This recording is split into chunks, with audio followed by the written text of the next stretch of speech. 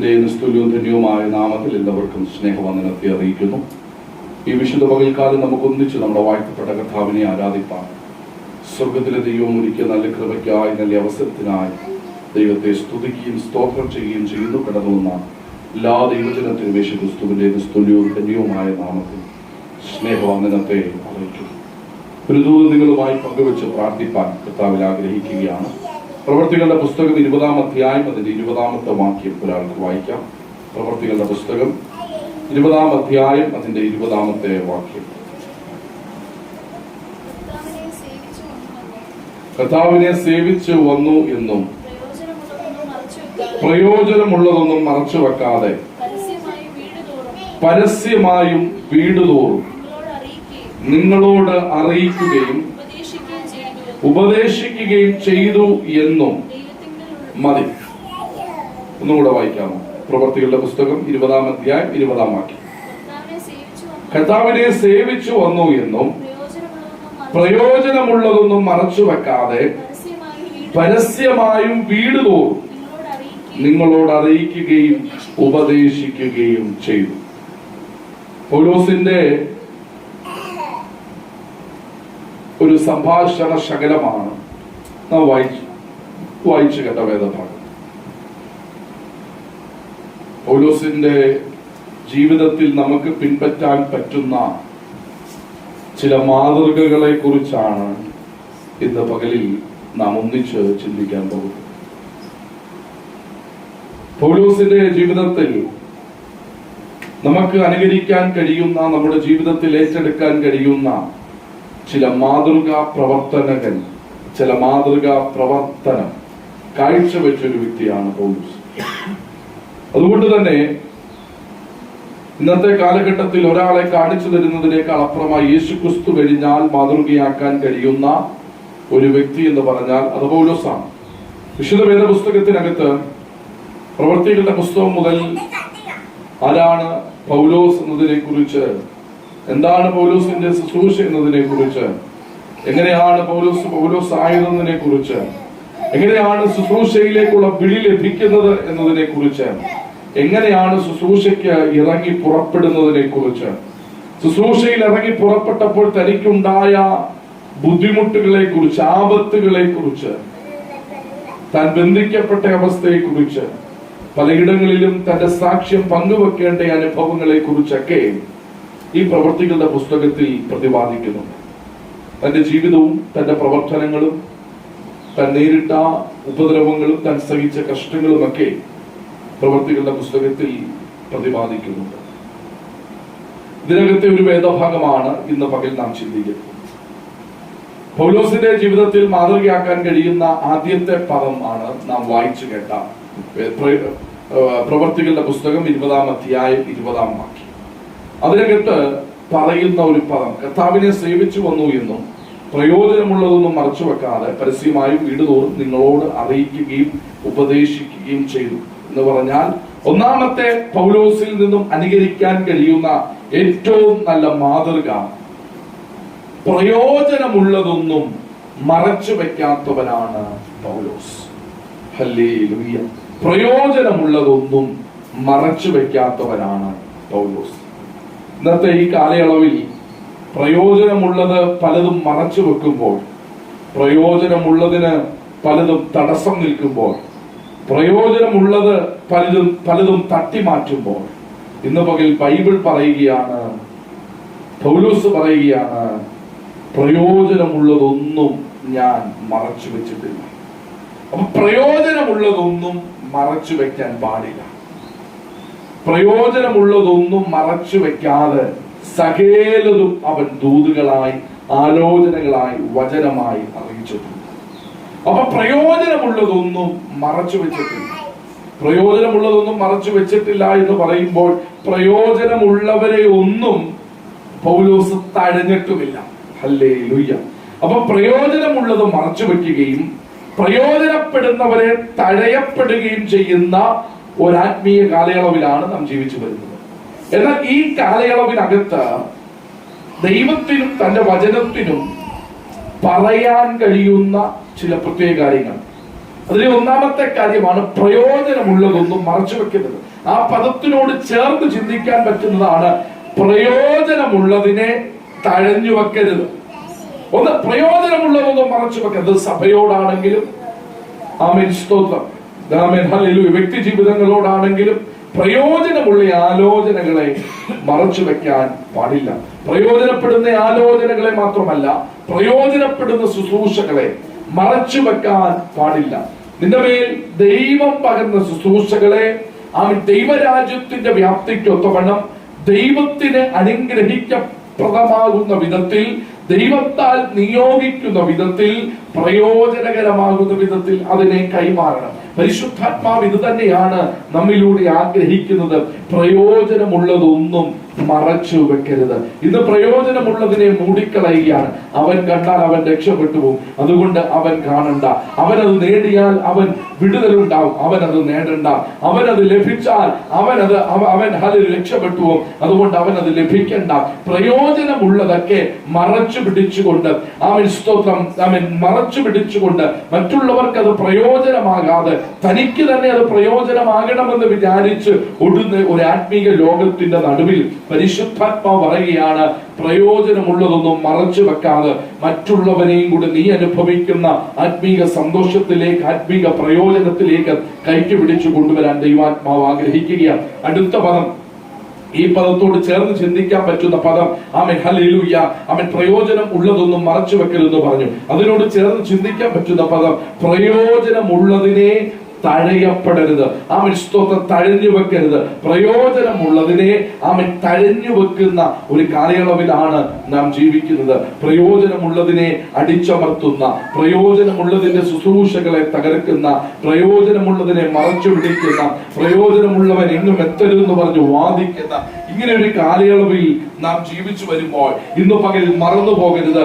പ്രയോജനമുള്ളതിനെ, hallelujah, പുറത്തു കൊണ്ടുവരുവാൻ ദൈവാത്മാവ് ആഗ്രഹിക്കുന്നു. ഇന്ന് പകൽ നിങ്ങളിൽ പ്രയോജനമുള്ളതിനെ പരിശുദ്ധാത്മാവ് പുറത്തെടുക്കാൻ പോകുകയാണ്. നിങ്ങൾ തഴയപ്പെടുവാൻ ദൈവം ആഗ്രഹിക്കുന്നില്ല, നിങ്ങൾ ഒതുക്കപ്പെടാൻ ദൈവം ആഗ്രഹിക്കുന്നില്ല.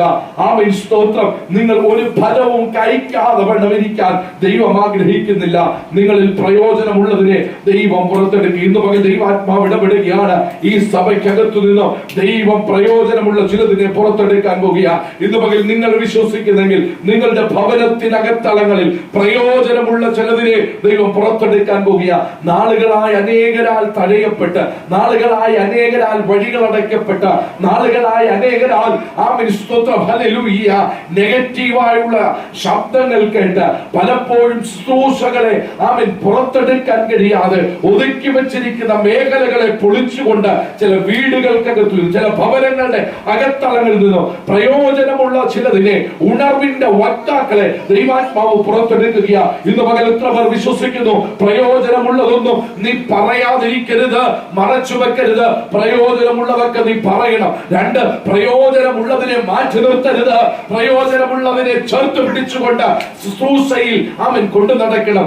തിമോത്തിയോസേ, പ്രയോജനമുള്ള നിന്നെ അകറ്റി നിൽക്കാൻ എനിക്ക് കഴിയത്തില്ല, പ്രയോജനമുള്ള നിന്നെ തടയുവാൻ എനിക്ക് സാധിക്കില്ല, പ്രയോജനമുള്ള നിന്നോട് വീട്ടിലിരിക്കാൻ പറയാൻ എനിക്ക് താല്പര്യമില്ല.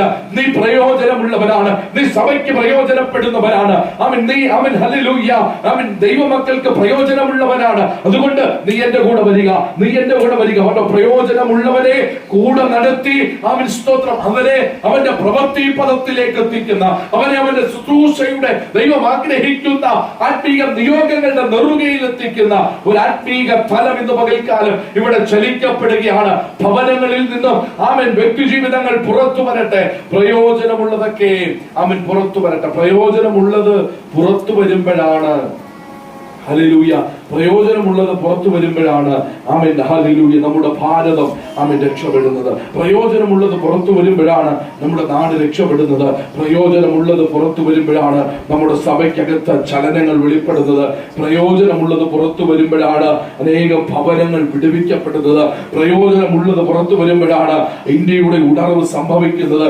അതുകൊണ്ട് ഇത് അടിച്ചമർത്തുന്ന കാലഘട്ടമല്ല ഈ കാലയളവ്. പ്രയോജനമുള്ളത് പുറത്തു വന്നേ മതിയാകൂ. ഈ കാലയളവ് പ്രയോജനപ്പെടുന്നതൊന്നും മറച്ചു വെക്കാതെ അറിയിക്കുകയും പ്രയോജനപ്പെടുന്നവർ പുറത്തു വരികയും ചെയ്യേണ്ട ഒരു കാലയളവിലാണ് ഇന്ന് പകൽക്കാലം നാം എത്തിയിരിക്കുന്നത്.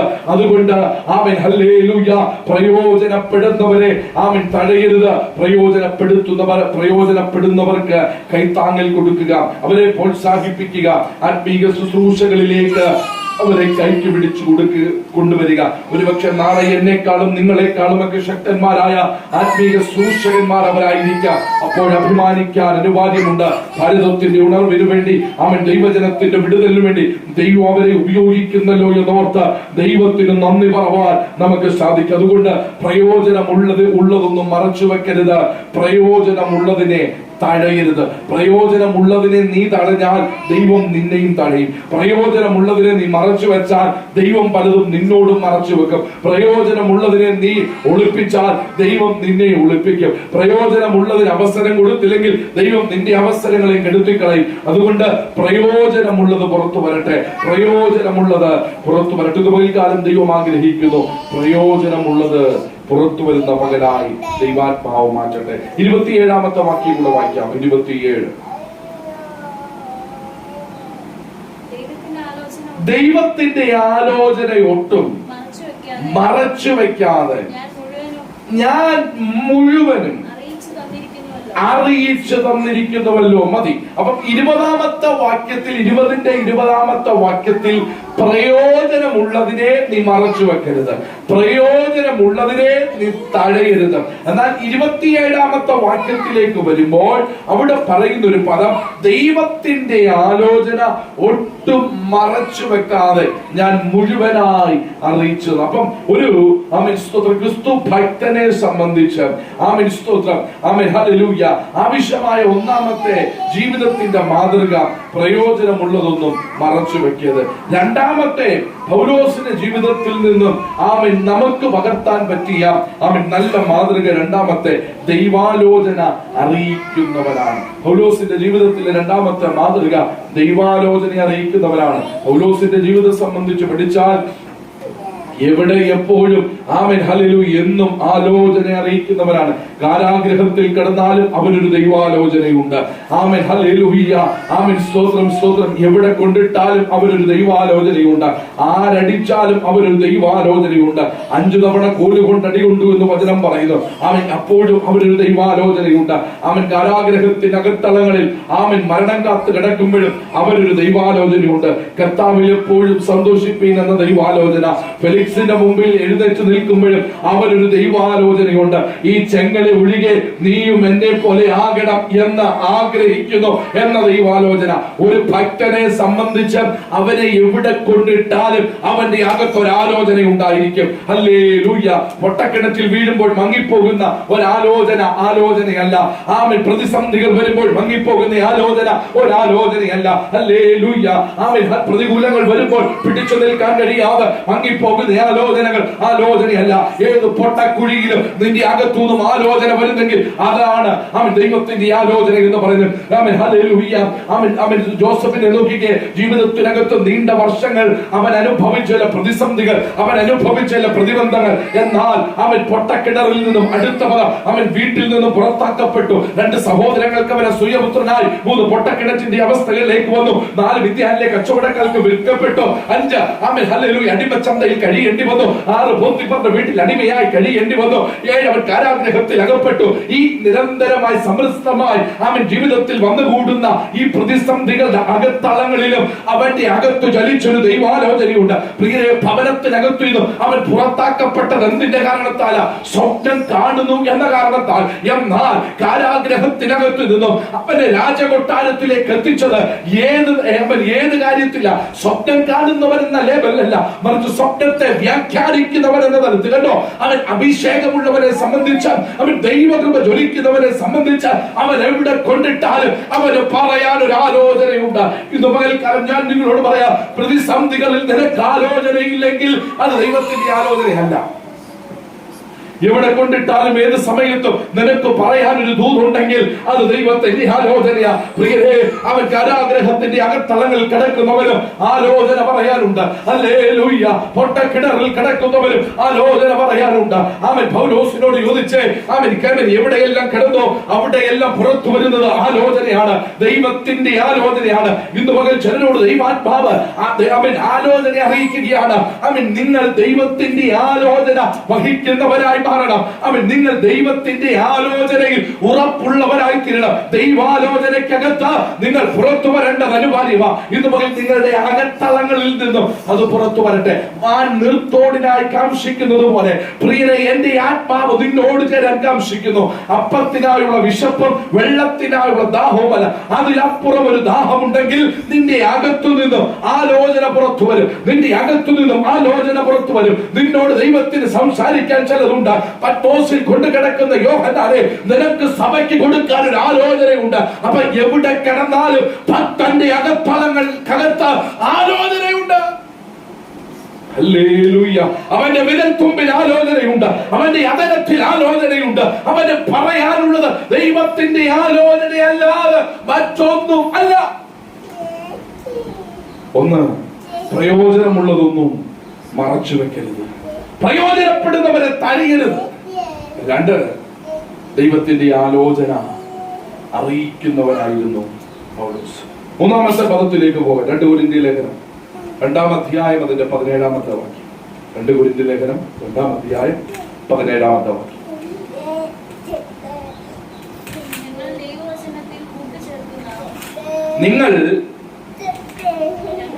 ഞങ്ങൾ ദൈവവചനത്തിൽ കൂട്ടിച്ചേർക്കുന്ന അനേകരെ പോലെ അല്ല, നിർമ്മലതയോടും ദൈവത്തിന്റെ കൽപ്പനയാലും ദൈവസന്നിധിയിൽ ക്രിസ്തുവിൽ സംസാരിക്കുന്നു. മതി. 2 കൊരിന്ത്യർ ലേഖനം 2-ാം അധ്യായം 17-ാമത്തെ വാക്യമാണ് നാം വായിച്ചു കേട്ട വേദഭാഗം. ഇതിനകത്ത് വ്യക്തമായി പറയുന്ന ഒരു ഭാഗം, ഞങ്ങൾ ദൈവവചനത്തിൽ കൂട്ടിച്ചേർക്കുന്ന അനേകരെ പോലെയല്ല. അപ്പം ഈ പൗലോസിന്റെ ജീവിതത്തിൽ നിന്നും മാതൃകയാക്കാൻ പറ്റുന്ന ചില കാര്യങ്ങൾ. ആമേൻ, സ്തോത്രം. അതിലെ 3-ാമത്തെ പദമാണ് വചനത്തിൽ മായം ചേർക്കാത്തവനാണ്. വചനത്തിൽ മായം ചേർക്കാത്തവൻ. ആമേൻ, സ്തോത്രം. ഇന്ന് മാർക്കറ്റിൽ ലഭിക്കുന്ന എല്ലാ സാധനങ്ങൾക്കകത്തളങ്ങളിലും മായമുണ്ട്. അവരുടെ ബിസിനസ്സുകൾ പച്ചപിടിക്കുവാൻ, പൊടിപിടിക്കുവാൻ, ആമേൻ, എല്ലാ സാധനങ്ങൾക്കകത്തളങ്ങളിലും മായമുണ്ട്. മായമില്ലാത്ത ഒന്നും നമ്മുടെ വീടുകളിൽ ഇല്ല. എല്ലാത്തിലും മായമുണ്ട്. എന്നാൽ മായമില്ലാത്ത ഒന്നേ ഒന്നുള്ളൂ, അത് വചനമാണ്. എന്നാൽ വചനത്തിനകത്തും മായം ചേർക്കുന്നവർ ആമേൻ ഈ കാലയളവിൽ വർദ്ധിച്ചു വന്നിരിക്കുകയാണ്. എങ്ങനെയും വചനത്തെ വളച്ചൊടിച്ച് തങ്ങളുടെ ഇഷ്ടങ്ങൾക്കൊത്തവണ്ണം അതിനെ പ്രായുക്തമാക്കി, തങ്ങളുടെ ഇഷ്ടങ്ങൾക്കൊത്തവണ്ണം ആ വചനത്തെ കോട്ടീകരിച്ച് തങ്ങൾക്ക് ഇഷ്ടമുള്ളതിനൊത്തവണ്ണം ആമിസ്തുത്രം ആലോചന പറഞ്ഞ് മറ്റുള്ളവരെ വശീകരിക്കുന്ന ഒരു ആത്മതലം ഇപ്പോൾ നമ്മുടെ ഇടയിൽ ഉണ്ട്. എന്നാൽ ഇവിടെ പറയുന്ന ഒരു കാര്യം, ഞങ്ങൾ ദൈവവചനത്തിൽ കൂട്ടിച്ചേർക്കുന്ന അനേകരെ പോലെ അല്ല. പിന്നെങ്ങനെയാ? നിർമ്മലതയോടും ദൈവത്തിന്റെ കൽപ്പനയാലും ദൈവസന്നിധിയിൽ ക്രിസ്തുവിൽ സംസാരിക്കുന്നു. കണ്ടോ? അപ്പൊ വചനം സംസാരിക്കേണ്ടത് എങ്ങനെയാണ്? 1, നിർമ്മലതയോട്, 2, ദൈവത്തിന്റെ കൽപ്പനയാൽ, 3, ദൈവസന്നിധിയിൽ ക്രിസ്തുവിൽ സംസാരിക്കുന്നു. ക്രിസ്തുവിന് പകരക്കാരനായി നിന്നുകൊണ്ട് സംസാരിക്കുന്നതാണ് ദൈവത്തിന്റെ വചനം എന്ന് പറയുന്നത്. അപ്പൊ ഇവിടെ പറയുന്നത് ഞങ്ങൾ വചനത്തിൽ കൂട്ടിച്ചേർക്കുന്ന അനേകരെ പോലെ. 4:2 വായിക്കാമോ? 2 കൊരിന്ത്യർ ലേഖനം 4-ാം അധ്യായം 2-ാം വാക്യം.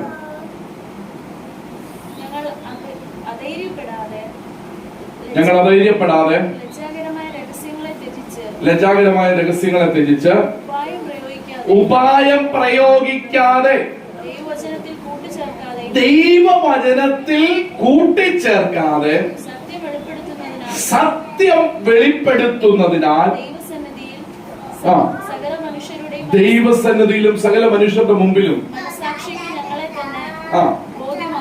മതി, മനസാക്ഷിയിലും ഞങ്ങളെ തന്നെ ബോധ്യമാക്കുന്നു. അപ്പോൾ മറ്റുള്ളവരുടെ മുമ്പിൽ വചനത്തെ വളച്ചൊടിച്ച് ഇഷ്ടമുള്ള രീതിയിൽ വചനത്തെ വളച്ചൊടിച്ച് ആലോചനകളും ദൂതുകളും ഒക്കെ പറഞ്ഞ് അനേകരെ വശീകരിക്കുന്ന രീതി അല്ലായിരുന്നു പൗലോസിന്റെ ശുശ്രൂഷ എന്ന് പറയുന്നത്.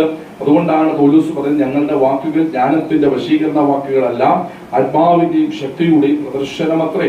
ആമേൻ, ഹല്ലേലൂയ. അപ്പം ഇവിടെ പറയുകയാണ് അനേകർ. അപ്പൊ അന്ന് മുതലേ ഉണ്ട്, ഇന്നും ഇന്നലെയും തുടങ്ങിയതല്ല, അന്ന് മുതലേ ഉണ്ട് വചനത്തിനകത്ത് മായം ചേർക്കുന്ന, ഞങ്ങൾ ദൈവവചനത്തിൽ കൂട്ടി ചേർക്കുന്ന അനേകരെ പോലെ അല്ല എന്ന് പൗലോസ് പറയണമെങ്കിൽ അന്ന് മുതൽ വചനത്തെ ഇല്ലാത്തത് കൂട്ടിച്ചേർക്കുന്ന, ആമൻ, വചനത്തിന്റെ ശരിയായ സത്യത്തെ വളച്ചൊടിക്കുന്നവർ അന്ന് മുതലേ ഉണ്ട്. എന്നാൽ അവരുടെ നടുവിൽ പൗലോസ് പറയുക, അങ്ങനെയുള്ളവരെ പോലെ അല്ല ഞങ്ങൾ പ്രസംഗിക്കുന്നത് നിർമ്മലതയോടെയാണ്, ഞങ്ങൾ പ്രസംഗിക്കുന്നത് കർത്താവിന്റെ കൽപ്പനയാലാണ്, ഞങ്ങൾ പ്രസംഗിക്കുന്നത് ക്രിസ്തുവിലാണ് ഞങ്ങൾ സംസാരിക്കുന്നത്. ആമേൻ. അതുകൊണ്ട് വചനത്തിനകത്ത് കൂട്ടിച്ചേർക്കുന്ന അനേകരുടെ ഗണത്തിൽ ഞങ്ങളെ പെടുത്തരുത്. ഞങ്ങൾ അങ്ങനെയുള്ളവരല്ല. ഞങ്ങളുടെ കരുത്തിൽ ലഭ്യമായ വചനം അതതിന്റെ അന്തസ്സത്തോടെ, അതതിന്റെ സത്യത്തോടെ, അതതിന്റെ നീതിയോടുകൂടി പ്രസ്താവിക്കുന്നവരാണ് ഞങ്ങൾ. അപ്പൊ വചനത്തെ വചനം പോലെ പ്രസ്താവിക്കുമ്പോഴാണ് വിടുതൽ സംഭവിക്കുന്നത്. വചനം പറയുമ്പോൾ വിടുതൽ സംഭവിക്കാത്തതിന്റെ കാരണം വചനം വചനമായല്ല പറയുന്നത്, വചനം കാര്യസാധ്യത്തിനുള്ള ഉപായമായിട്ടാണ് വചനത്തെ വിപണനം ചെയ്യുന്നത്. എന്നാൽ വചനം വചനമായി പ്രസംഗിച്ചാൽ വിട്ടുകൊള്ളേണ്ടടുത്ത് വിട്ടുകൊള്ളും, വചനം വചനമായി പ്രസംഗിച്ചാൽ കുത്തുകൊള്ളേണ്ടടുത്ത് കുത്തുകൊള്ളും, വചനം വചനമായി പ്രസംഗിച്ചാൽ നന്മകൾ ലഭിക്കും, വചനം വചനമായി പ്രസംഗിച്ചാൽ തടസ്സങ്ങൾ പൊളിയും, വചനം വചനമായി പ്രസംഗിച്ചാൽ പ്രതിസന്ധികൾ അഴിയപ്പെടും, വചനം വചനമായി പ്രസംഗിച്ചാൽ പിശാചിന്റെ പ്രവൃത്തികൾ അഴിയും, വചനം വചനമായി പ്രസംഗിച്ചാൽ രോഗികൾ സൗഖ്യമാകും, വചനം വചനമായി പ്രസംഗിച്ചാൽ ദുരാത്മ മണ്ഡലങ്ങൾ അഴിയപ്പെടും. വചനം വചനമായി പ്രസംഗിച്ചാൽ കാരാഗ്രഹത്തിന്റെ അടിസ്ഥാനം കുലുങ്ങിയതുപോലെ പിശാചിന്റെ അടിസ്ഥാനങ്ങളെ കുലുക്കുന്ന അസാധാരണമായ ദൈവകരം ചലിക്കും. വചനം വചനമായി പ്രസംഗിക്കാത്തത് കൊണ്ടാണ് വചനത്തിലെ അത്ഭുതങ്ങൾ നടക്കാതെ സ്തോത്രം വ്യക്തിപരമായുള്ള അത്ഭുതങ്ങൾ നടക്കുന്നതിന്റെ കാരണം. അപ്പൊ വചനത്തിനകത്ത് വചനം പ്രസംഗിക്കുമ്പോൾ അത്ഭുതം, വചനത്തിനകത്ത് നിന്റെ രോഗസൗഖ്യമുണ്ട്, വചനത്തിനകത്ത് സ്തോത്രം നിന്റെ അത്ഭുതമുണ്ട്, വചനത്തിനകത്ത് നിന്റെ തടസ്സങ്ങളെ പൊട്ടിക്കാനുള്ള മാർഗമുണ്ട്, വചനത്തിനകത്ത് നിന്നെ ജയാളിയാക്കാനുള്ള വഴിയുണ്ട്. വചനത്തിലേക്ക് വരിക, വചനത്തിൽ ഉറയ്ക്കുക, വചനം ഭക്ഷിക്കുക, വചനത്തിൽ വളരുക. ഇതാണ് ഒരു ക്രിസ്തു ഭക്തന്റെ ക്രിസ്തീയ ജീവിതം എന്ന് പറയുന്നത്. അപ്പം വചനത്തിൽ കൂട്ടിച്ചേർക്കുന്ന അനേകരെ പോലെയല്ല, മറിച്ച് വചനം സത്യമായി സംസാരിക്കുന്ന അവരെ പോലെ ആകുവാൻ പരിശുദ്ധാത്മാവ് ആഗ്രഹിക്കുകയാണ്. അപ്പം പൗലോസിനെ കുറിച്ച് പറയുന്നത് വചനത്തിൽ മായം ചേർക്കാത്തവൻ, വചനം വചനമായി പ്രസംഗിക്കണം. പ്രിയരെ, വചനം വചനമായി പ്രസംഗിച്ചപ്പോഴാ ലുദിയാന ഹൃദയം തുറന്നത്, വചനം വചനമായി പ്രസംഗിച്ചപ്പോഴാ മാനസാന്തരങ്ങൾ നടന്നത്, വചനം വചനമായി പ്രസംഗിച്ചപ്പോഴാ ഒറ്റ പ്രസംഗത്തിൽ 3000 രക്ഷിക്കപ്പെട്ടത്, വചനം വചനമായി തന്നെ പ്രസംഗിച്ചപ്പോഴാ അത്ഭുതങ്ങൾ സംഭവിച്ചത്. അപ്പൊ വചനം വചനമായി തന്നെ വെളിപ്പെടുമ്പോഴാണ് ദൈവപ്രവൃത്തികൾ സംഭവിക്കുന്നത്. വചനം വചനമായി പ്രസംഗിച്ചപ്പോഴാണ് ഫെലിക്സ് പറഞ്ഞത്, മതി മതി മതി, നാളെ പ്രസംഗിക്കാം. കാരണം ഭയമകത്തു കയറി. കുറിച്ച്, പുനരുത്ഥാനത്തെ കുറിച്ച്, മരണശേഷമുള്ള ജീവനെ കുറിച്ച് ഇതെല്ലാം അങ്ങോട്ട് പ്രസംഗിക്കപ്പെട്ടപ്പോൾ, ഹല്ലേലൂയ, ഇതെല്ലാം പ്രസംഗിക്കപ്പെട്ടപ്പോൾ ഭരണകർത്താക്കൾ പറയുക, മതി, ഭയം അകത്ത് കയറി. വചനം വചനമായി പ്രസംഗിച്ചാൽ ഭയപ്പെടേണ്ടവൻ ദൈവത്തെ ഭയപ്പെടും, ആരാധിക്കേണ്ടവൻ ദൈവത്തെ ആരാധിക്കും, സ്തുതിക്കേണ്ടവൻ ദൈവത്തെ സ്തുതിക്കും. ഇന്ന് വചനം പ്രസംഗിക്കുമ്പോൾ ഭയമില്ല, വചനം കേൾക്കുമ്പോൾ ഭയമില്ല, വചനം പ്രസംഗിക്കുമ്പോൾ സ്തുതിയില്ല, ആരാധനയില്ല. എന്താ കാരണം? വചനം വചനമായി വെളിപ്പെടാത്തത് കൊണ്ടാണ്. വചനം വചനമായി വെളിപ്പെട്ടാൽ വചനത്തിന്റെ ശക്തി ജനത്തിന്റെ മേൽ വ്യാപരിക്കപ്പെടും. അത് ഉറപ്പാണ്. ആദിമ നൂറ്റാണ്ടിൽ ചലിച്ചതുപോലെ ആത്മതലങ്ങൾ ഇന്ന് പകലിലും ചലിക്കപ്പെടും. അതിന് യാതൊരു തർക്കവുമില്ല. കാരണം യെശയ്യാവ് പറയുന്നു, രക്ഷിപ്പാൻ കഴിയാത്തവണ്ണം യഹോവയുടെ കൈ കുറുകിപ്പോയിട്ടില്ല. ഭക്തനായ സങ്കീർത്തനക്കാരൻ പറയുന്നു, ദൈവം നമുക്ക് അനുകൂലം. അതുകൊണ്ട് ദൈവത്തിന്റെ കൈ കുറുകിപ്പോകാത്തത് കൊണ്ട്, അവന്റെ ചെവി മന്ദമാകാത്തത് കൊണ്ട് നിന്റെ വിടുതൽ, നിന്റെ അത്ഭുതം തിരുവചനത്തിനകത്താണ്. ഹല്ലേലൂയ. അപ്പം വചനത്തെ വചനമായി പ്രസ്താവിക്കപ്പെടുമ്പോഴാണ് വിടുതലുണ്ടാകുന്നത്. കരവിലെ പ്രമാണം ഒന്ന് ചോദിക്കുക, രക്ഷ പ്രാപിപ്പാൻ ഞങ്ങൾ എന്ത് ചെയ്യണം? വചനം വചനമായി തന്നെ പറഞ്ഞു കൊടുത്തപ്പോൾ പ്രമാണിയും കുടുംബവും സ്നാനപ്പെട്ടു. ഹല്ലേലൂയ. അപ്പൊ വചനം വചനമായി വെളിപ്പെടാത്തത് കൊണ്ടാണ് അത്ഭുതങ്ങൾ സംഭവിക്കാത്തത്. വചനമായി വെളിപ്പെടാത്തത് കൊണ്ടാണ് അനേകർ കർത്താവിനെ അറിയാത്തത്. ആമേൻ, സ്തോത്രം. വചനത്തെ വളച്ചൊടിക്കുന്ന പരിപാടികൾ നിർത്തിയിട്ട് വചനമായി കൈമാറുക. ആദിമ നൂറ്റാണ്ടിൽ അപ്പോസ്തലന്മാരിലൂടെ ചലിച്ച അതേ ആത്മശക്തിയുടെ വ്യാപാരം നിന്നിലൂടെ അനേകരുടെ മേൽ സ്വർഗം പകരും, യാതൊരു സംശയമില്ല. ആമേൻ. അടുത്ത പദത്തിലേക്ക് നമുക്ക് പോകാം. ഗലാത്യ ലേഖനം 1-ാം അധ്യായം 10-ാം വാക്യം. ഗലാത്യ ലേഖനം 1-ാം അധ്യായം 10-ാം വാക്യം.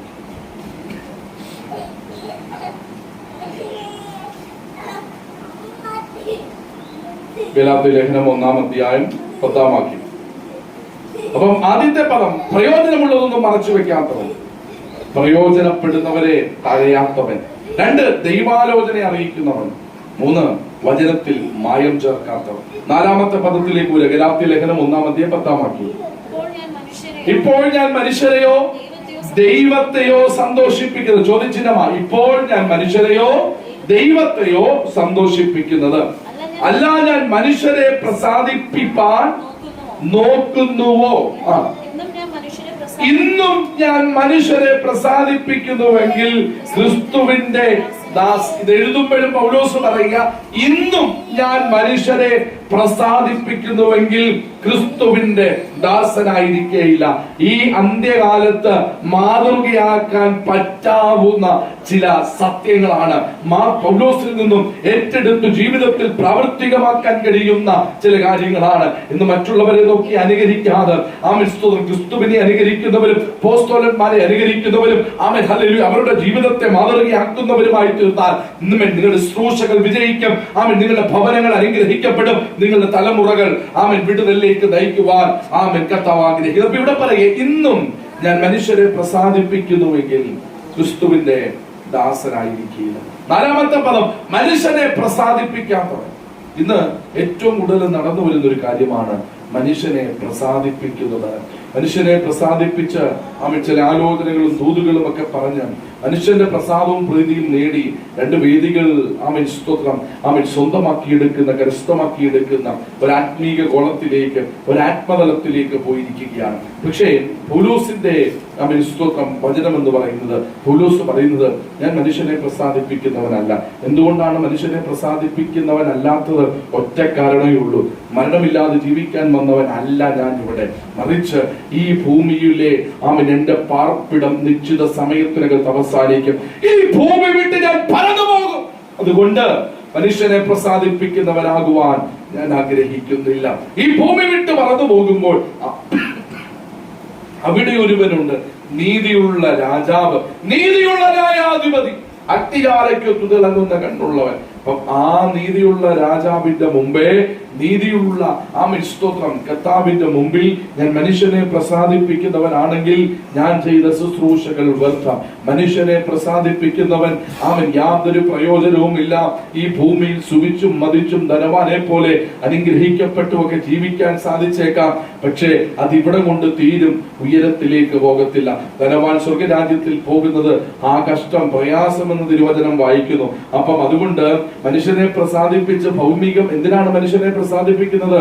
ഭൗമികമായ കാര്യങ്ങൾ നേടിയെടുക്കാൻ വേണ്ടിയാ, ഭൗമികമായ കാര്യങ്ങൾ സാധിക്കാൻ വേണ്ടിയാ, ജീവിതത്തിൽ എല്ലാ തലങ്ങളിലും വിടുതലുണ്ടാകാൻ വേണ്ടിയാ. പക്ഷെ മനുഷ്യനെ പ്രസാദിപ്പിക്കുന്നവരല്ല, ദൈവത്തെ പ്രസാദിപ്പിക്കുന്നവർ ആയിത്തീരണം. ദൈവത്തെ പ്രസാദിപ്പിക്കുന്നവരായി തീരുമ്പോഴാണ് നമ്മുടെ ജീവിതം ധന്യമായി തീരുന്നത്. നീ മനുഷ്യനെ പ്രസാദിപ്പിക്കാൻ പോയാൽ നീ നോക്കുന്നത് മനുഷ്യന്റെ കരത്തിലേക്കാ. നിനക്കൊരു ആവശ്യം വരുമ്പോൾ, നിനക്കൊരു പ്രയാസം വരുമ്പോൾ നീ നോക്കുന്നത് മനുഷ്യന്റെ കരത്തിൽ. അവരുണ്ടല്ലോ, ഇവരുണ്ടല്ലോ, അവരത് ചെയ്തോളും. എന്താ കാരണം? നീ മനുഷ്യനെ നോക്കിയാണ് ജീവിക്കുന്നത്. മനുഷ്യനെ പ്രസാദിപ്പിക്കുന്ന പരിപാടി നിർത്തുക, ദൈവത്തെ പ്രസാദിപ്പിക്കുന്നവരായി തീരുക. ഒരിക്കൽ 2 പേർ ദൈവസന്നിധിയിൽ യാഗം കഴിക്കാൻ പോയി. ആരൊക്കെയാണെന്നറിയാമോ? ആദിമ ദമ്പതിമാരായ ആദമിന്റെയും ഹവ്വയുടെയും മക്കൾ. ആരാണ്? കായീനും ഹാബേലും യാഗം കഴിക്കാൻ വേണ്ടി പോയി. കായീനും ഹാബേലും യാഗം കഴിക്കാൻ വേണ്ടി പോയപ്പോൾ ഒരാളുടെ പ്രാർത്ഥനയിൽ, ആരാധനയിൽ ദൈവപ്രസാദം ഉണ്ടായി. എന്നാൽ ഒരാളുടെ ആരാധനയ്ക്കകത്ത് ദൈവപ്രസാദം ഉണ്ടായില്ല. ഹൃദയങ്ങളെയും അന്തരങ്ങളെയും ശോധന ചെയ്യുന്ന ദൈവം, ഹൃദയങ്ങൾക്കകത്തുള്ള വിചാരങ്ങളെ ശോധന ചെയ്യുന്ന ദൈവം, ഹൃദയങ്ങൾക്കകത്തെ പോലും ഇരുവായ്ത്തലുള്ള ഏത് വളരെക്കാൾ മൂർച്ചയേറിയ ദൈവത്തിന്റെ വചനം, അത് നിന്റെ ചിന്തകളെയും ഭാവങ്ങളെയും നിന്റെ ചിന്തകളെ എല്ലാം വിവേചിക്കുന്ന ദൈവത്തിന്റെ വചനം. ഹല്ലേലൂയ. ആ വചനം തുളച്ചു കയറിയാൽ സകലതും അവന്റെ മുമ്പിൽ നഗ്നവും മലർന്നവുമായി കിടക്കുന്നു. അതുകൊണ്ട് മനുഷ്യനെ പ്രസാദിപ്പിക്കാൻ ചെയ്യുന്ന ഒരു പ്രാർത്ഥനകൾക്കകത്തും ഭൗതികമായ ചില നല്ല നന്മകൾ കിട്ടിയേക്കാം, ഭൗതികമായ ലാഭങ്ങൾ ഉണ്ടാക്കിയേക്കാം, പക്ഷെ ആത്മീകമായി ഒരു ചലനങ്ങളും ഉണ്ടാകത്തില്ല. ആമേൻ, ഹല്ലേലൂയ. അതുകൊണ്ട് ആമേൻ, സ്തോത്രം. മനുഷ്യനെ പ്രസാദിപ്പിക്കുന്നവരല്ല, ദൈവത്തെ പ്രസാദിപ്പിക്കുന്നവരായി തീരാം. ദൈവപ്രസാദം നിന്റെ മേൽ ലഭിച്ചാൽ നീ രക്ഷപ്പെട്ടു. അവയെ നിന്റെ ആരാധനയ്ക്കകത്ത് ദൈവം പ്രസാദിക്കും. കാരണം നിന്റെ ഹൃദയത്തിനകത്ത് കള്ളത്തരമില്ല. നീ പരിപൂർണമായി ദൈവസന്നിധിയിൽ സറണ്ടറായവനാണ്. നിന്റെ ആരാധനയ്ക്കകത്ത് ദൈവപ്രസാദം ഉണ്ടാകും. പ്രിയരെ, മത്സരിക്കുകയാണ് ആരാധനയ്ക്ക്. ആമൻ പ്രാർത്ഥിക്കാൻ മത്സരിക്കുകയാണ്. എന്തിനാണ് ഈ മത്സരം? മത്സരം ആമൻ ഹല്ലേലൂയ ഒരു ദൈവവൈതലിന് ചേർന്നതല്ല. ആമൻ മത്സരികളെ ദൈവം വെറുക്കുന്നുവെന്ന് ജ്ഞാനികൾക്കറിയാൻ ശലോമോൻ പറയുന്നു. മത്സരഗൃഹത്തെ ദൈവം വെറുക്കുന്നു. ആമൻ മത്സരികളാകരുത്, ദൈവത്തെ പ്രസാദിപ്പിക്കുന്നവരാകണം. അവരും ഇവരും ചെയ്യുന്നതിനൊത്തവണ്ണം ചെയ്ത് അവരെ തോൽപ്പിക്കാൻ നോക്കുന്ന ആമൻ ഭാവങ്ങൾ ഇന്നു പകൽ തകരണം. മറിച്ച് ഞാൻ ദൈവത്തെ പ്രസാദിപ്പിക്കുന്നവരായി തീർന്നാൽ നീ ചെയ്യുന്ന എല്ലാ കാര്യത്തിനകത്തും ദൈവത്തിന്റെ ഒരു കയ്യൊപ്പാണ്. നീ ചെയ്യുന്ന എല്ലാ കാര്യങ്ങൾക്കകത്തും ദൈവത്തിന്റെ ഒരു കയ്യൊപ്പ് കാണും. മറ്റുള്ളവരെ പോലെ അവൻ നന്നായി പ്രാർത്ഥിക്കാൻ കഴിഞ്ഞെന്ന് വരികയില്ല. മറ്റുള്ളവരെ പോലെ എല്ലാം നേടിയെടുക്കാൻ കഴിഞ്ഞെന്ന് വരത്തില്ല. വേണ്ടെന്നേ, ഉള്ളത് മതിയെന്നേ. ദൈവത്തെ പ്രസാദിപ്പിക്കാൻ നിനക്ക് കഴിഞ്ഞാൽ നിന്റെ ജീവിതം ധന്യമായി. ഒരു മനുഷ്യൻ ദൈവത്തെ പ്രസാദിപ്പിക്കാൻ വേണ്ടി ഭവനം വിട്ട് വീട് വിട്ടിറങ്ങിത്തിരിക്കുക. ആരാണെന്നറിയാമോ? അവൻ ഹാനോക്ക്. ഉൽപ്പത്തി പുസ്തകത്തിലുണ്ട്. മെഥൂശലേഹ് മകൻ ജനിച്ചു കഴിഞ്ഞപ്പോൾ അവൻ ദൈവത്തെ പ്രസാദിപ്പിക്കാൻ വേണ്ടി, ദൈവത്തോട് ചേർന്ന് നടക്കാൻ വേണ്ടി, ദൈവത്തിന്റെ ഇഷ്ടം ചെയ്യാൻ വേണ്ടി ഒരു ഭക്തൻ ഇറങ്ങി വേർതിരിക്കുക. അവൻ 1-2 വർഷമല്ല. മോശ മനുഷ്യായുസിനെ കുറിച്ച് പറയുന്ന 70 ഏറെയായാൽ 80 വർഷക്കാലത്തൊരു ചുരുങ്ങിയ കാലയളവാ നമുക്കുള്ളത്. ആ 80 വർഷം ദൈവത്തെ പ്രസാദിപ്പിക്കാൻ കഴിയുന്നില്ലെങ്കിൽ മനുഷ്യ കഷ്ടം. കാരണം ഹാനോക്ക് ദൈവത്തെ പ്രസാദിപ്പിച്ചത് 80 അല്ല, 100 അല്ല, 110 അല്ല, 300 സംവത്സരം ദൈവത്തെ പ്രസാദിപ്പിച്ച് ദൈവത്തിന്റെ ഹിതത്തിനൊത്തവണ്ണം ജീവിച്ച അവന്റെ ഹൃദയത്തിലെ താല്പര്യങ്ങളെ തിരിച്ചറിഞ്ഞ് അവനോട് ചേർന്ന് നടന്ന ഹാനോക്ക് ഹല്ലേലൂയ ദൈവത്തോട് കൂടെ നടക്കുന്നത് കൊണ്ട് അവനെ കാണാമോ എന്ന വചനം പറയുന്നത്. മനുഷ്യരെ പ്രസാദിപ്പിക്കുന്നവരല്ല. അതുകൊണ്ടാണ് സങ്കീർത്തനകാരൻ പറയുന്നത്, പട്ടുപോകുന്ന പ്രഭുക്കന്മാരിലും നിങ്ങളുടെ ആശ്രയം വെക്കരുത്, മനുഷ്യപുത്രന്മാരിലും നിങ്ങളുടെ ആശ്രയം വെക്കരുത്. ഇന്ന് കണ്ട് നാളെ വാടിപ്പോകുന്ന പുല്ലുപോലെ അത്രയാവും, ഉണങ്ങിപ്പോകുന്ന പുല്ലുപോലെ അത്രേ. ഇന്ന് കണ്ട മനുഷ്യർ ഇന്ന് വൈകിട്ട് കാണുകയില്ല, ഇന്ന് വൈകിട്ട് കണ്ടവര് നാളെ രാവിലെ കാണുകയില്ല. അങ്ങനെ ഒരു കാലയളവിനകത്ത് നാം ജീവിക്കുമ്പോൾ ആരിലും നാം ആശ്രയം വെക്കരുത്. നമുക്ക് ആശ്രയിക്കാൻ കഴിയുന്ന ഒരേ ഒരാൾ ആദ്യനും അന്ത്യനും ജീവനുള്ളവരുമായ കർത്താവ് മാത്രമാണ്. മറന്നു പോകരുത്. അടുത്ത പദത്തിലേക്ക് പോകുക. ഗലാത്യ ലേഖനം 2-ാം അധ്യായം 6-ാമത്തെ വാക്യം. ഗലാത്യ ലേഖനം 2-ാം അധ്യായം 6-ാം വാക്യം. പ്രമാണികളായവരോ അവർ പണ്ട് എങ്ങനെയുള്ളവർ ആയിരുന്നാലും, കേട്ടോ പൗലോസ് പറയാ, പ്രമാണിയായാലും ആരായാലും അവര് പണ്ട് എത്ര കൊലകൊമ്പനായാലും എനിക്കൊന്നുമില്ല. ദൈവം മനുഷ്യന്റെ മുഖം നോക്കുന്നില്ല എന്ന് പറഞ്ഞാൽ മുഖപക്ഷം ഇല്ലാത്തവന്റെ പേരാണ് ദൈവം. ദൈവത്തിന് മുഖപക്ഷമില്ല. മനുഷ്യന് പല വിധത്തിൽ മുഖപക്ഷങ്ങളുണ്ട്. പല വിധത്തിലും പല മേഖലകളിലും മുഖപക്ഷമുണ്ട്. പക്ഷെ ദൈവത്തിന് മുഖപക്ഷമില്ല. വായിച്ചാട്ടെ. അപ്പൊ ദൈവം മനുഷ്യന്റെ മുഖം നോക്കുന്നില്ല. കണ്ടോ, പ്രമാണികൾ എനിക്കൊന്നും തന്നിട്ടില്ല. പ്രമാണികളുടെ പ്രീതി അന്വേഷിക്കാത്തവൻ. നീ പ്രമാണിയായിരിക്കാം, നിന്റെ കരത്തിൽ സമ്പത്തുണ്ടായിരിക്കാം, നിന്റെ കരത്തിൽ നാളെ എനിക്ക് ആവശ്യമായ ചിലരും നിന്റെ കരത്തിൽ ഉണ്ടായിരിക്കാം. നീ ഏത് പ്രമാണിയാണെങ്കിലും, എത്ര കൊമ്പത്തുള്ള ആളാണെങ്കിലും എനിക്കൊന്നുമില്ല. ഞാൻ നിങ്ങളോട് പറയാം, ക്രിസ്തു ഒരു മനുഷ്യന്റെ അകത്ത് ജനിച്ചാൽ പ്രമാണിയൊന്നുമില്ല, ധനവാനൊന്നുമില്ല. ആമേൻ, ആമേൻ. അതുകൊണ്ട് മറന്നു പോകരുത്, പ്രമാണികളുടെ പ്രീതി അന്വേഷിക്കാത്തവരാണ് പ്രമാണികളായവരെ. അവർ പണ്ട് എങ്ങനെയുള്ളവരായാലും എനിക്കൊന്നുമില്ല. ദൈവം മനുഷ്യന്റെ മുഖം നോക്കുന്നില്ല. ദൈവം മനുഷ്യന്റെ മുഖം നോക്കാത്തത് കൊണ്ട് എനിക്കും പ്രമാണിമാരുടെ മുഖം നോക്കണ്ട. അടുത്ത പദം പറയുകയാണ്, പ്രമാണികൾ എനിക്കൊന്നും ഗ്രഹിപ്പിച്ച് തന്നിട്ടുമില്ല. ഹല്ലേലൂയ. പ്രമാണികളല്ല എന്നെ വിശ്വാസ ജീവിതത്തിലേക്ക് കൊണ്ടുവന്നത്. പ്രമാണികളല്ല ദമസ്കോസിന്റെ പടിവാതിക്കൽ വെച്ച് എന്നോട് ഇടപെട്ടത്. പ്രമാണികളുടെ പ്രമാണമല്ല എന്നെ മാറ്റിയെടുത്തത്. പ്രമാണികളും പ്രമാണങ്ങളും മാറി നിൽക്കുമ്പോൾ ദമസ്കോസിന്റെ പടിവാതിക്കൽ വെച്ച് നട്ടുച്ച സമയത്ത് സൂര്യനെ വെല്ലുന്ന ഒരു പ്രകാശം എന്റെ അന്തരംഗത്തിൽ അടിച്ചു. ആ പ്രകാശത്തിന്റെ പ്രത്യേകത എന്താണെന്ന് അറിയാമോ? എന്റെ കൂടെ സഞ്ചരിച്ചവരാരും കണ്ടില്ല. ആ പ്രകാശത്തിന് എന്നെയായിരുന്നു വേണ്ടത്. ആ പ്രകാശത്തിന് എന്നെയായിരുന്നു തൊടേണ്ടത്. എന്നോടായിരുന്നു സംസാരിക്കേണ്ടത്. എന്റെ കാഴ്ചയായിരുന്നു നഷ്ടപ്പെടേണ്ടത്. എന്നെയായിരുന്നു അതിന് ആവശ്യം. അവൻ എന്റെ മേലെ ആ പ്രകാശം ചുറ്റുമിന്നേ ഉള്ളൂ. ഹല്ലേലൂയ. അവ പ്രമാണികളുടെ പ്രമാണമല്ല എന്നെ വിശ്വാസ ജീവിതത്തിലേക്ക് നിലനിർത്തിയിരിക്കുന്നത്, മറിച്ച് ജീവൻ തന്ന കർത്താവ് നൽകിയൊരു പ്രമാണമുണ്ട്. കൃപയുടെ പ്രമാണം. പ്രമാണത്തിന്റെ പ്രമാണങ്ങളെ അഴിച്ചുകൊണ്ട് കൃപയുടെ പ്രമാണങ്ങളിലേക്ക് വന്നു.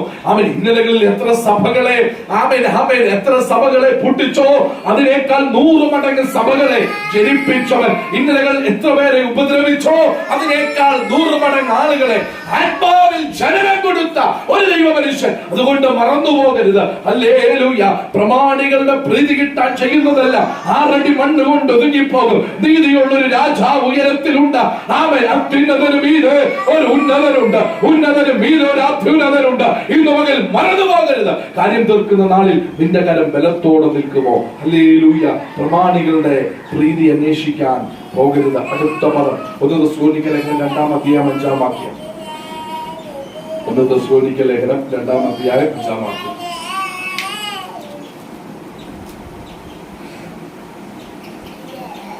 അവിടെ പറയുക, നിങ്ങൾ അറിയും പോലെ ഞങ്ങൾ ഒരിക്കലും 1 തെസ്സലോനിക്ക 2:5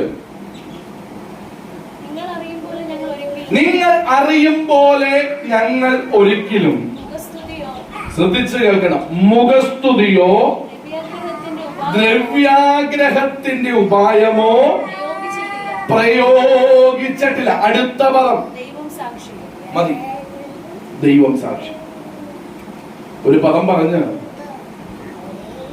നിർത്തുകയല്ല, അല്ലെങ്കിൽ ഒരു പദം പറഞ്ഞിട്ട് സത്യം ചെയ്യുകയല്ല, മറിച്ച് അതിനൊരു സാക്ഷിയുണ്ട്, ഉയരത്തിൽ ദൈവം. അപ്പം 6-ാമത്തെ പദം, മുഖസ്തുതിയോ ദ്രവ്യാഗ്രഹത്തിന്റെ ഉപായമോ അന്വേഷിക്കാത്തവൻ, ഇല്ലാത്തവൻ. നിങ്ങൾ അറിയും പോലെ ഞങ്ങൾ ഒരിക്കലും മുഖസ്തുതി പറഞ്ഞിട്ടില്ല. മറ്റുള്ളവരെ പൊക്കിയോ മറ്റുള്ളവരെ ഏറലാക്കിയോ ഉള്ള മുഖസ്തുതികളോ പ്രവചനങ്ങളോ ഞങ്ങൾ നടത്തിയിട്ടില്ല. 2, ദ്രവ്യാഗ്രഹത്തിന്റെ ഉപായമോ പ്രയോഗിച്ചിട്ടില്ല. അതിന്റെ ആവശ്യം വന്നിട്ടുമില്ല, വരുത്തുമില്ല, അത് പ്രയോഗിച്ചിട്ടുമില്ല. അപ്പം പൗലോസിന്റെ ജീവിതത്തില് മാതൃകയാക്കാൻ പറ്റുന്ന മാതൃകകളുടെ പട്ടികയാണ്. അപ്പം മുഖസ്തുതി ദ്രവ്യാഗ്രഹത്തിന്റെ ഉപായവും ഇല്ലാത്തവൻ. പ്രിയ, ഇന്ന് അതാണ് ആവശ്യം. വേദിയിൽ പ്രസംഗിക്കാൻ വരുന്നയാളെ മുഖസ്തുതി പറഞ്ഞുയർത്തി ഇട്ട് വേദി കൊടുക്കുന്ന വേദികൾ ഒട്ടനവധി ഇന്ന് നമ്മുടെ ആത്മീയ ലോകത്തിലുണ്ട്. ഉയർത്തപ്പെടേണ്ടത് കർത്താവ് മാത്രമാണ്, ഉയരേണ്ടതും കർത്താവ് മാത്രമാണ്. അതുകൊണ്ടാണ് യോഹന്നാൻ പറഞ്ഞത്, ഞാനോ കുറയണം അവനോ വളരണം. ഇന്ന് തിരിച്ചാണ്, അവൻ കുറയണം ഞാൻ വളരണം. അവിടെയാണ് ആത്മീയഗോളത്തിന്റെ താളം തെറ്റിയത്.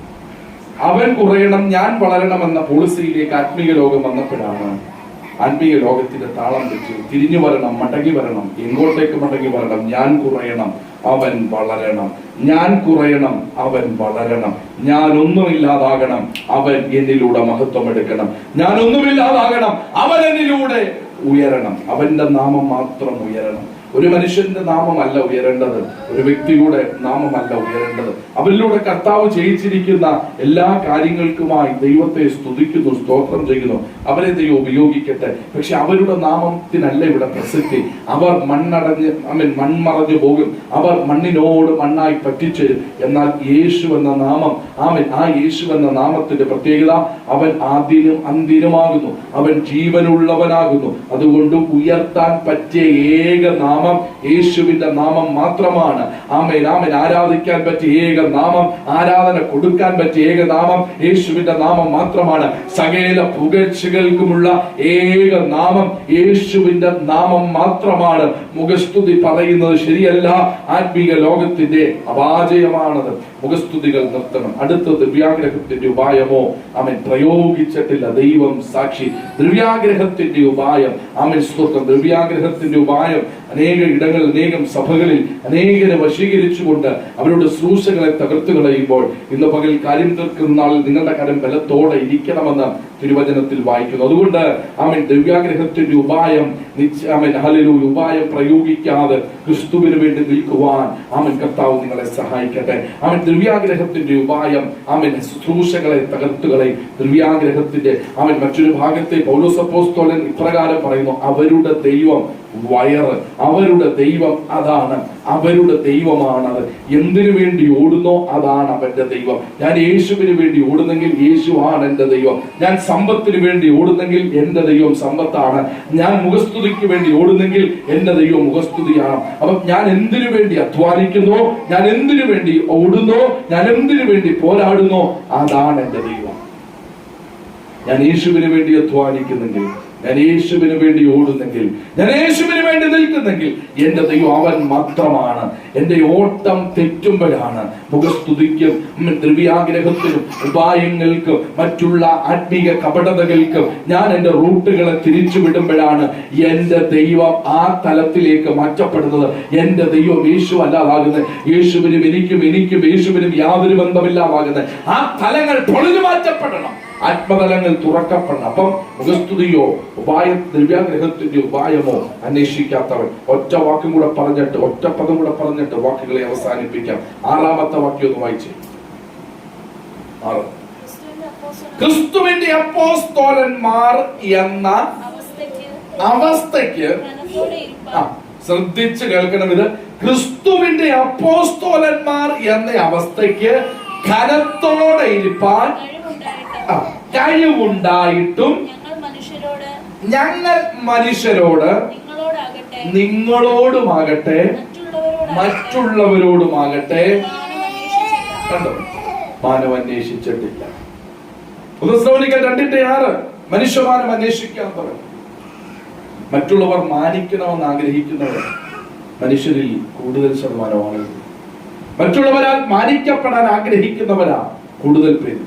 നമ്മൾ ചെല്ലുമ്പോൾ നമുക്കൊരു സീറ്റ്, നമ്മൾ ചെല്ലുമ്പോൾ നമുക്ക് പ്രത്യേകം പദവികൾ, മറ്റാർക്കുമില്ലാത്ത പ്രിവിലേജുകൾ, മറ്റാർക്കുമില്ലാത്ത അംഗീകാരങ്ങൾ, മറ്റാർക്കും കൊടുക്കാത്ത വാക്കുകൾ, മറ്റാർക്കുമില്ലാത്ത പുകഴ്ചകൾ, ഇതൊക്കെ കിട്ടണം എന്ന് ആഗ്രഹിക്കുന്നവരാണ് മനുഷ്യർ. എന്നാൽ തിരുവചനം പറയുന്നു, വചനം അതിനെതിരാണ്. വചനം പറയുകയാണ്, ക്രിസ്തുവിന്റെ അപ്പോസ്തലന്മാർ എന്ന അവസ്ഥയ്ക്ക് ഘനത്തോടെ ഇരിപ്പാൻ കഴിവുണ്ടായിട്ട്. കണ്ടോ എന്ന് പറഞ്ഞാൽ അല്പം വെയിറ്റോടെ ഇരിപ്പാൻ, അല്പം അവൻ അഹങ്കാരത്തോടെ ഇരിപ്പാൻ, അല്ലെങ്കിൽ അല്പം അവൻ ഹല്ലേലൂയ ഒരു എന്തോ ആണ് എന്നുള്ള രീതിയിൽ ഇരിപ്പാൻ, ഒരു വെയിറ്റോടെ ഇരിപ്പാൻ ഒക്കെ ഞങ്ങൾക്ക് ആഗ്രഹമുണ്ട്. അവൻ അങ്ങനെ കഴിവുണ്ട്. എങ്കിലും ഞങ്ങൾ മനുഷ്യരോടോ നിങ്ങളോടോ ആകട്ടെ മറ്റുള്ളവരോടോ ആകട്ടെ മാനം അന്വേഷിച്ചിട്ടില്ല. എന്ന് പറഞ്ഞാൽ ഞാൻ എന്തോ സംഭവമാണ്, എനിക്ക് വേദി തരണം, എനിക്ക് അവസരം തരണം എന്ന് പറഞ്ഞ് ഘനത്തോടെ ഇരിപ്പാൻ ഞങ്ങൾ മനുഷ്യന്റെ മാനം അന്വേഷിച്ചിട്ടില്ല. ആമേൻ. മനുഷ്യമാനം അന്വേഷിക്കുന്നവരാണ് അധികം ആളുകളും.